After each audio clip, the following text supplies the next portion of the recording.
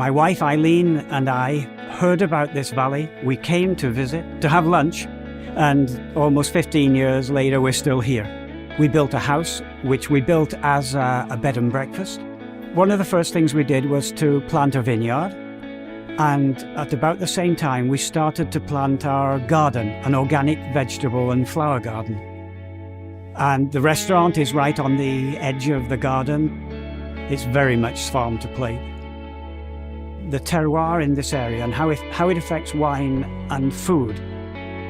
It leads me to think always of the stress that the plants suffer.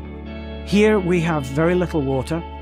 When we do have water, it's only at a short time of the year, and we don't have the capacity to save much of it.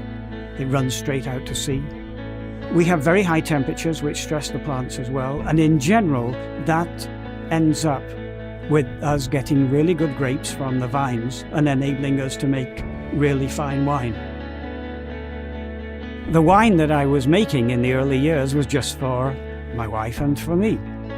And that gradually grew. The restaurant became successful. Diego's doing a great job there. The garden grew and my production of wine grew until it was time to build my own winery, which was about 6 years ago.